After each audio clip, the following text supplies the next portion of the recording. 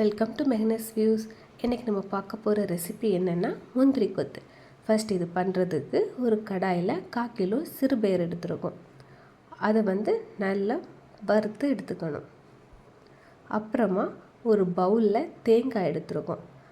அதையும் நல்லா வறுத்து எடுத்துக்கணும்.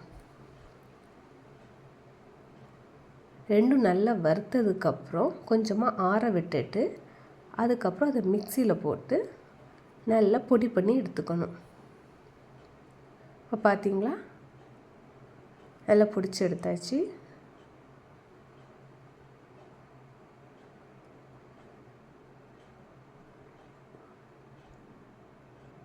இப்போ ஒரு பாத்திரத்தில் கொஞ்சமாக பச்சரிசியை ஊற போடுறோம்.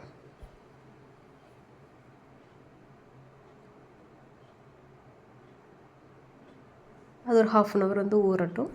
இப்போ அதுக்கப்புறம் ஊறினதுக்கப்புறம் அதை அரைச்சி எடுத்துருக்கோம்.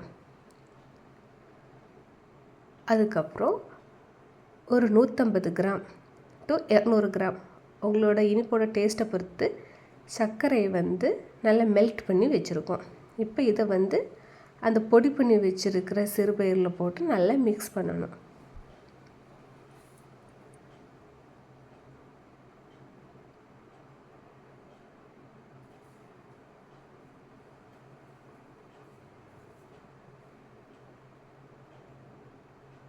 கொஞ்சம் கொஞ்சமாக விட்டு மிக்ஸ் பண்ணணும். ஃபுல்லாக விட்டு மிக்ஸ் பண்ணால் கொஞ்சம் அந்த கட்டி கட்டியாக பிடிக்கும் அந்த மாவு.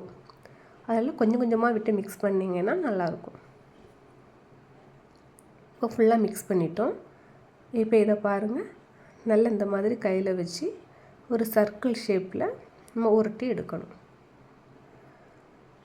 இது இந்த ரொம்ப காற்றுலலாம் வச்செல்லாம் நம்ம இந்த மாதிரி பண்ணக்கூடாது. அப்போ ரொம்ப ஹார்ட் ஆயிரும். ஹார்ட் ஆச்சுன்னா நம்ம இதை பொரிச்சதுக்கப்புறம் நம்ம சாப்பிடக்கூடிய நேரம் இந்த கல் மாதிரி அப்படி இருக்கும். அதுமாதிரி இந்த ப்ராசஸ் கொஞ்சம் சீக்கிரமாக நடக்கணும். கொஞ்சம் ஃபாஸ்ட்டாக இதை பண்ணிக்கிட்டு உடனே ஃப்ரை பண்ணி எடுக்கிற மாதிரி இருக்கணும். ஃபேன் காற்றுல இதில் நீங்கள் வைக்காதீங்க. அதே மாதிரி உருட்டக்கூடிய நேரமும் அதே மாதிரி அது நல்லா இந்த பொடிச்சு போட்டு நல்லா உருட்டணும். அப்படி இல்லைன்னா உள்ளே சின்ன சின்ன கட்டி கட்டியாக பிடிச்சிருக்கும். அது நல்லா இருக்காது. அதுதான் இப்போ நம்ம இந்த பச்சரிசி ஊற போட்டதை அரைச்சிருந்தோம்ல, அந்த பேஸ்ட்டில் கொஞ்சமாக மஞ்சள் போட்டு அது நல்லா மிக்ஸ் பண்ணி வச்சுருக்கோம். இப்போ நம்ம சர்க்கிள் ஷேப்பில் வச்சுருக்கிற அந்த உருண்டையெல்லாம் இந்த மாவில் போட்டு கோட் பண்ணி ஃப்ரை பண்ணி எடுக்க போகிறோம்.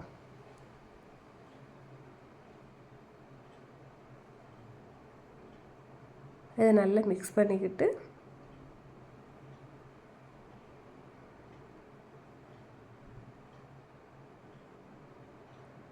இப்போ ஒரு கடாயில் ஆயில் வச்சுருக்கோம். அது நல்லா ஹீட் ஆனதுக்கப்புறம் இதை ஒவ்வொன்றா போட்டு ஃப்ரை பண்ணி எடுக்கணும்.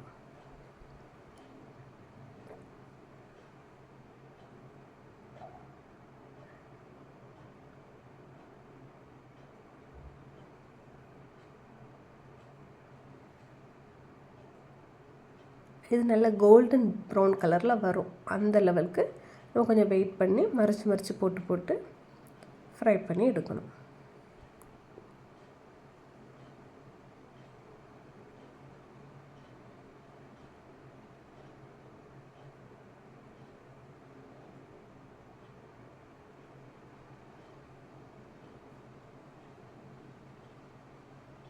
பார்த்தீங்களா, இப்போ இந்த கடாய் ஃபுல்லாக போட்டாச்சு.